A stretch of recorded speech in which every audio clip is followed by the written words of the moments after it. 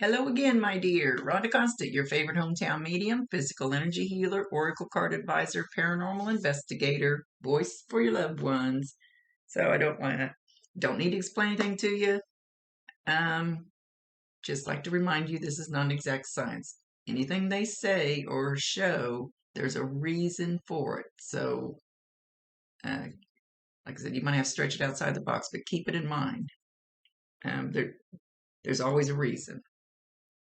So we're going to talk to Jessica. Because she comes in very soft, very sweet, very loving.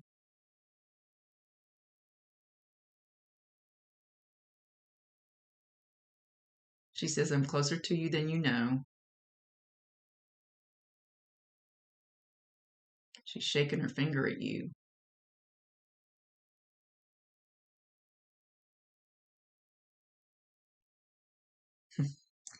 She says, what did Dustin just tell you about his choices?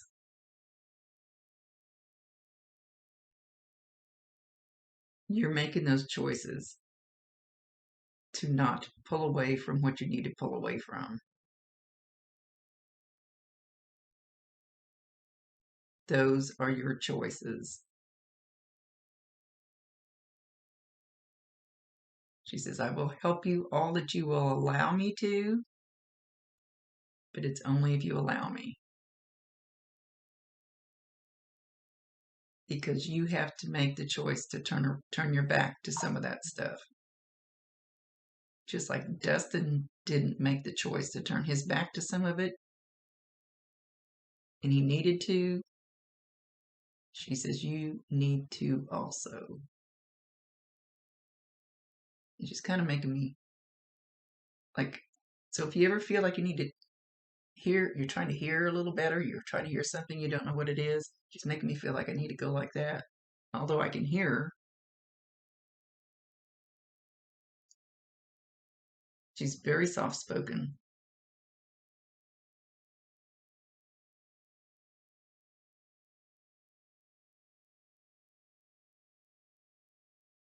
She's talking about sitting on the floor. She's sitting Indian style, cross legged. And she's playing with jacks. I don't know that anybody plays with jacks anymore. I don't even know if they sell them anymore. I know they hurt like hell when you leave one on the floor and step on it. So I don't know if this is something you used to play. Maybe you recently bought some for a kid or child. Um, and no, all right. Even those were always little bitty balls that you bounced and picked up the jacks. Boy, that's a game kids don't do nowadays. It doesn't have buttons on it. There's still a little noise involved with bouncing this little Super Bowl type thing. Know that you will hear that. Probably, oh, she's making it look like a basketball now, which means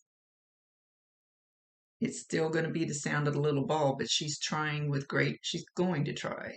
I don't think she has. She's going to try with great effort that you hear that little bounce on the floor. So know that that'll be a sign from her.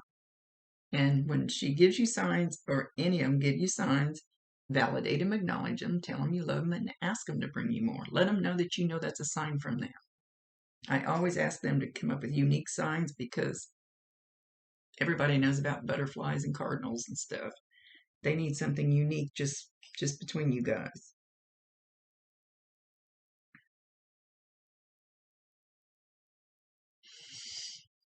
She says, tell Mama I love her and I'm doing all right. I'm doing fine. I am so surrounded with the love that I can't even describe what it feels like.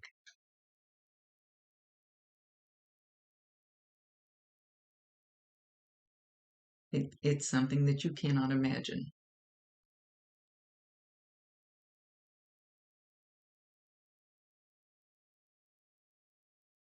Don't worry about me. I'm where I need to be.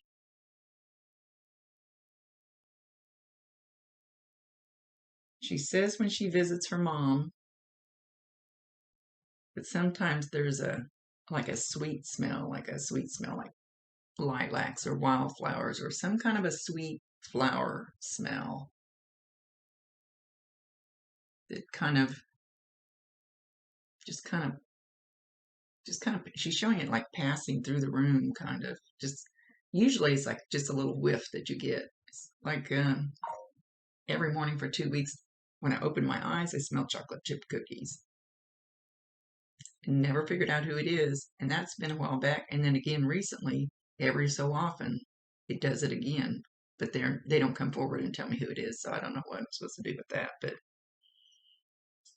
it'll be something like that. You just like I open my eyes and I smell them. I was like, okay, who's here? But I don't associate it with anybody. But since I'm now that she'll know that that sweet smell is, and you can be in your car, you can be in Walmart, you can be outside, doesn't matter where it's at. Validate her. Let her know that you know that's her. Tell her you love her. She's just popping in to say hi. And you'll get the same smell too sometimes.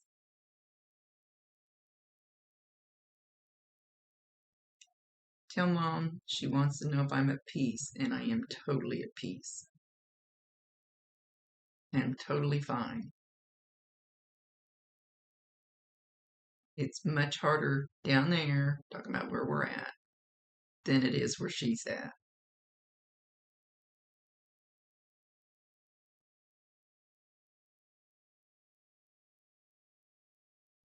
And I'm not ready to come back down there right now. I don't know if you know anything about past lives or anything. And she's not ready to return back down here. I wouldn't. I wouldn't if I was any of them right now.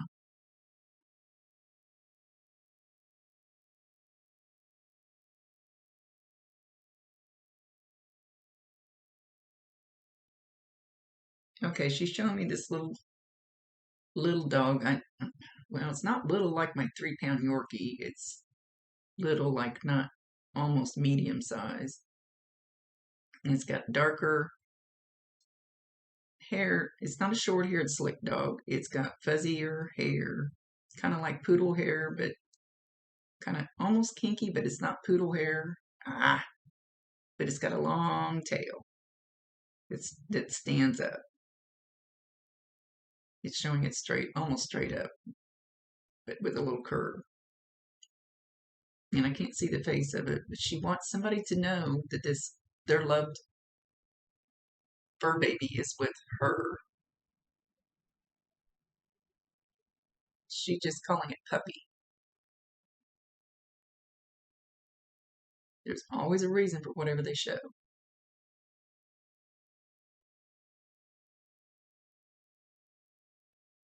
Okay, she's showing,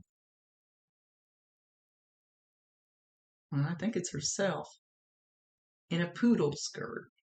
The poodle skirts were, shoot, pretty much before my time. Look how old I am. I would say 50s, early 60s, somewhere in there. And she's showing it all, out. Like it's got a big petticoat or something under it. And she's kind of twirling around and it's spinning around kind of out. So I don't know if she had one, somebody's just had one for a Halloween costume or something, or your mom had one that she used to wear. I'm not sure what she's trying to validate with this.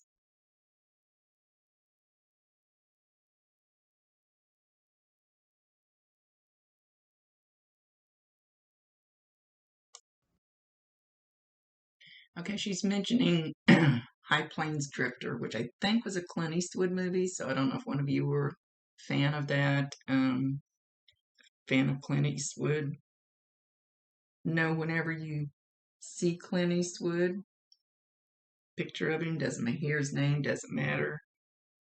No, that'll be another sign from her. Okay, she's showing me there's a young girl, and I want to say it's your daughter, but I'm not 100% sure. And your sister sits on the bed, and she puts her hand on her, like while she's sleeping. She's totally asleep.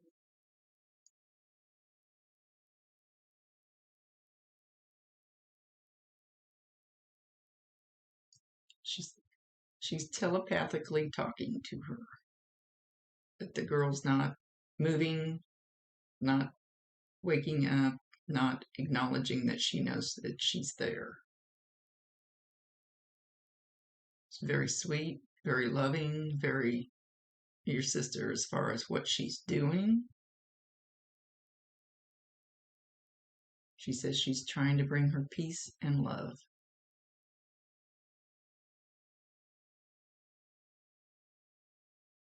And she totally can with her energy. Absolutely. So, like I said, I don't know how old your daughter is. I don't know whether she'll mention something about her out of the blue, or you might just pay. Don't question her. Don't ever push it, because then it's you putting those ideas in her head. Let her come freely with it. That way, it's not something that she thinks she needs to say.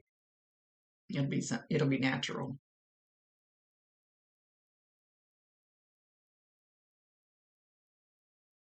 She also sits beside her mom's bed. First, she was kneeling down beside it, like kind of doing the same thing she was doing with a little girl.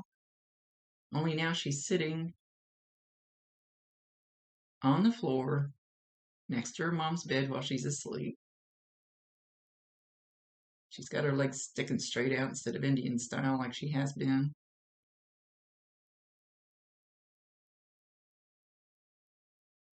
And it's almost like your mom is stroking her hair while she's sleeping. While your mom's sleeping, she's stroking the back of Jessica's hair. I don't know if she's had a dream like this, or if this was a visitation. There's a difference between dreams and visitations. Dreams, as soon as you open your eyes, they kind of start melting away. Visitations, I had one 8 years ago, and I still remember every word, every picture on the wall, everything that was said, the color of everything, exactly how it felt. That's a true visitation because it doesn't dissipate.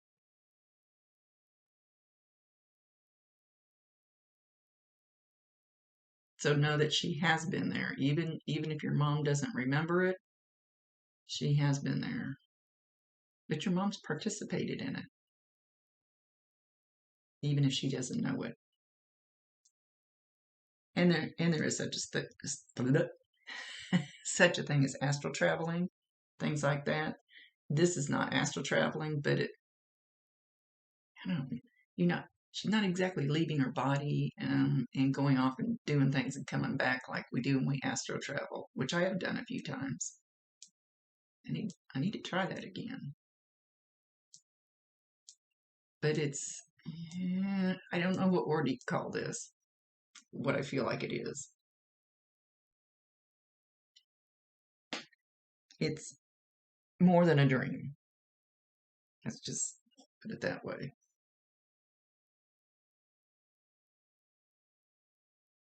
So, and she's still sitting there on the floor. Let me get her to switch.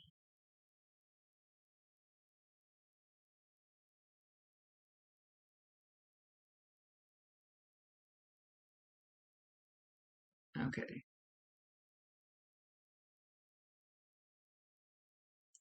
If you haven't seen her in your home, you're going to. And I can see them head on, but they still do it to me where you see them in your peripheral vision. And I include this up here as peripheral vision because I can be sitting at the computer working and I'll see somebody walk by and I look up to see who it is, and you don't see them when you look at them dead on. And then we go, oh, that was our imagination. No, it's not.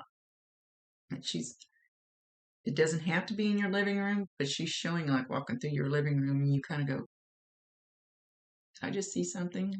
But when you look, there's nothing there. So you just figure it was your imagination. No, And that's common for anybody. Anybody can see that.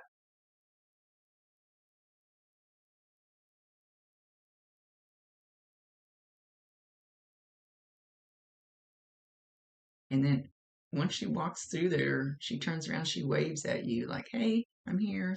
Bye. See you later. She's just passing through. You'd be surprised how many loved ones or friends, that have passed that just pop in and check on you. That's something everybody gets, whether they know it or not.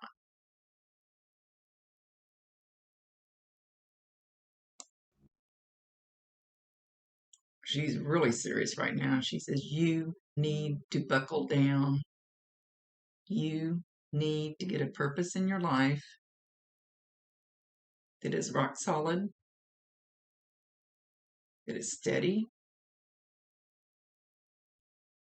that is away from drama. She's, she says, I would think it was boring. What? No drama? Oh, there's always drama in my life. She said, you need to stabilize. You need to cut out the bullshit. She's being very serious, not stern, but strong about what she's saying. She kind of puffed up a little bit.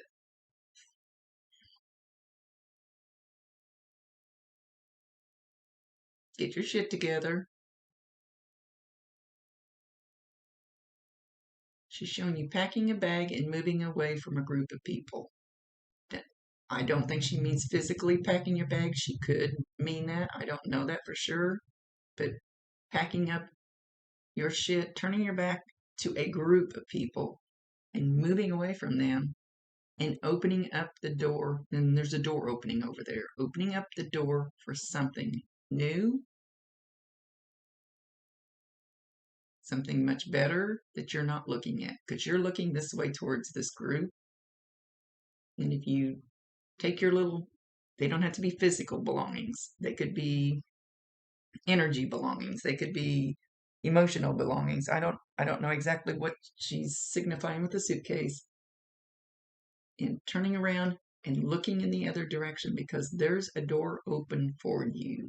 You're not seeing it because you're too busy with this. You got your back to the door.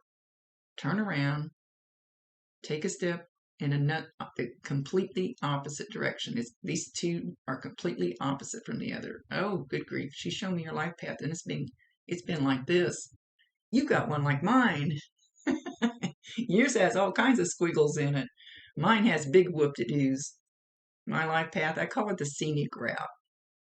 But I learn lessons on those scenic routes. But you always come back on your path eventually. We may skip over it and go on some other scenic route and then do something else. And then we're always crossing that path, even if we take the scenic route. Oh, she just told me mine's dead on right now.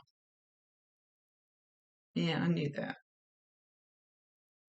She says I have a little squiggle I need to take care of. I don't know what that is, but anyway, sometimes they give me lectures.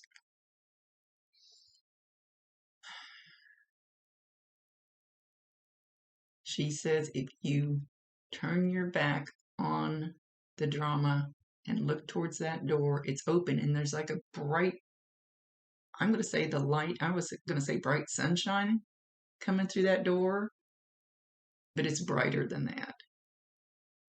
It's super bright light on the other side of that door. This feels dark and heavy. And the door is open. It's not totally open probably because you haven't walked towards it. But it's open enough that you can get through it, barely. Or maybe when you take steps towards it, it'll probably start opening the closer you get.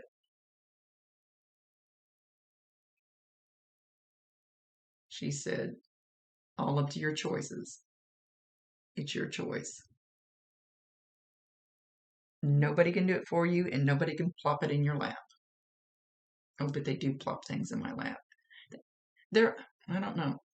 I'm not going to disagree with her, but they plop things in my lap, and I have the free will choice to say yes or no. And when I say no, they go, ah, there's nothing they can do about it, but they go, ah, geez, you should have said yes to that one, Rhonda.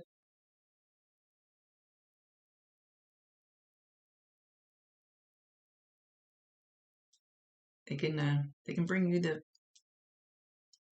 most gorgeous, richest man in the world, and you can go, no, I'd rather go with this guy that makes $5 an hour digging a ditch. And I'm not saying anything's wrong with that. Somebody's got to dig that ditch. I'm just using that as a comparison.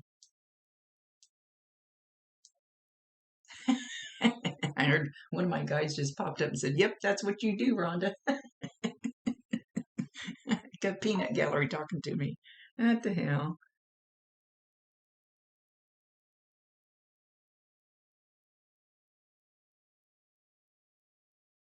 It's almost like she's got a rope tied around. Did your stomach ever hurt, or do you ever feel it like around your gut, like really constricting? Because it's almost like she's got a rope tied around your midsection, and she's on the other side of that door, and she's pulling. She's trying to pull you that way, but you still have your back to the door.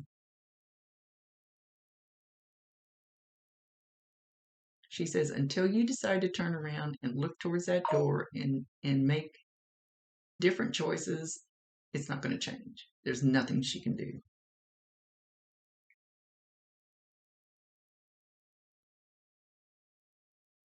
And I've always found out that um, I can get rid of some of these darker energies around me. But until I do, there's no room for the good, the light, the bright to come in because I am so filled up with these heavy energies from these people around me, which I'm just going through some kind of transformation right now, actually. That there's no room for the light and bright to come in because I'm too full of the dark and woe is me people. And that's what I've been stepping away from myself, actually. You have to get rid of that because you're too full of that, whatever that is for you. So there's room for the good to come in. And it's just like when I go sage my house or something like that. I was just telling my mentor yesterday, sage the house, ask all the heavy energy to leave. I always forget to fill that void back up with the white light. And it's very important. You don't want to leave that void open for them to get back in. If that makes sense.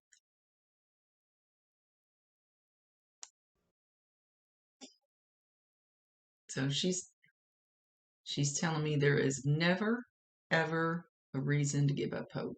Never, ever a reason. If you just even take baby steps towards something else, there's never a reason to give up hope. You need to open your door, open your heart, open. She says you're very closed up. You're trying to protect yourself. But it's also hard for the light to come in. It's almost like you've got such a wall around you that the good or the bad that has trouble getting in. She says, make a mental note. Make a mental note. Love yourself first. And I preach that all the time. She says, she's tapping on her head. Make a mental note. Love yourself first. What I tell people to do, I don't care if you have to put sticky notes all over your house. Tell yourself I love you. Tell yourself I love you. I love you. I love you. Go look every time you go in the bathroom. Us girls always look in the mirror, whenever we walk by a mirror. When you look in that mirror at yourself, go, I love you. Do you actually look at yourself? Do you actually look into your eyes? Do you actually look at yourself, or you just look at your hair or brush your teeth and you ignore that person because maybe you don't like that person? But you need to look in the mirror, look dead in your eyes and say, I love you. And do it until you don't cry anymore and until you believe it. She says you are a good person. You're a very good person. You need to believe that about yourself. She says, stop believing what other people have told you. It's none of their fucking business what you believe about yourself.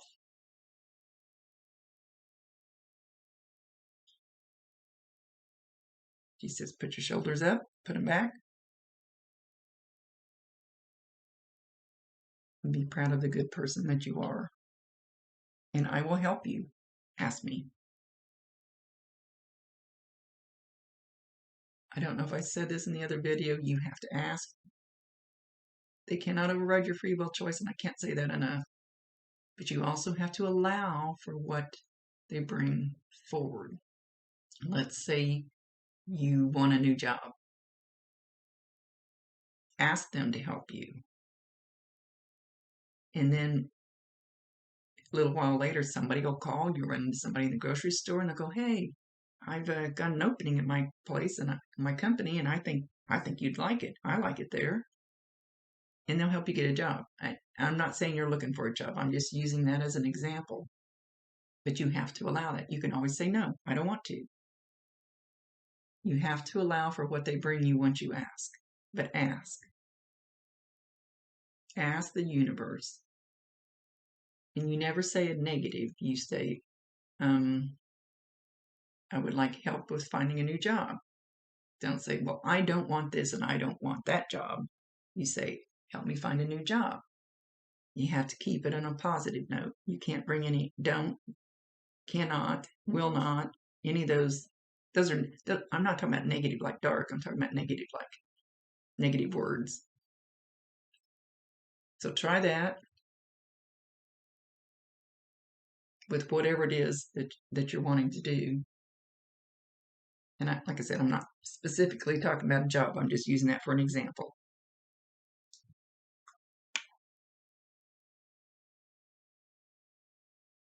She says you need help with turning around and seeing that light in that door.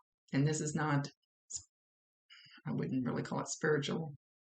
It's not woo-woo. It's nothing like that. You're just not seeing the good that could be in your life. And ask the universe to help you see that and move towards it and open that door. Because there's flowers and sunshine on the other side of that door.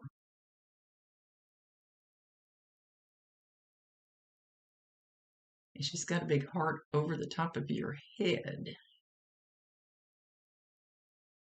So she's bringing you lots of love. Ask her for help. She would be a good one to help you because she feels so sweet and loving. And I think she knows how to do it. So with that, she's going to leave. Tell Mom I love her. Once in a while, Mom will feel a kiss on her cheek, and we don't have these physical bodies anymore. So it could just feel like a little pressure, like a bug, a hair or something you can't get off. It could feel like a hot spot. Sometimes when they're really trying to get my attention, it feels like a pin sticking me because I'm ignoring them. So it could feel like anything like that. But she gives Mom a kiss on the cheek every so often.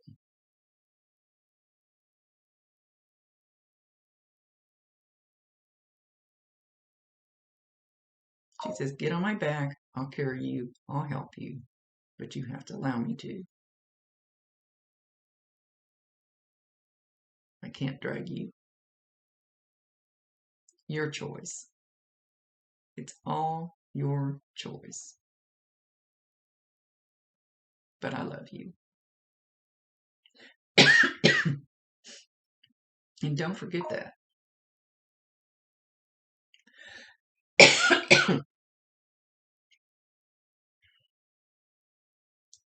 And with that, she's leaving. So, okay, there you go. Try talking to her. But try not to block her out. And I'm not really saying that you are blocking her out, but just believe that she can help you. and ask her. Give her permission. It can't be bad. It won't be bad. Okay, much love to you, my dear. Thank you for allowing me to be her voice, Rhonda Constant, your favorite hometown medium, physical energy healer, oracle card advisor, paranormal investigator, voice for your loved ones. See you later.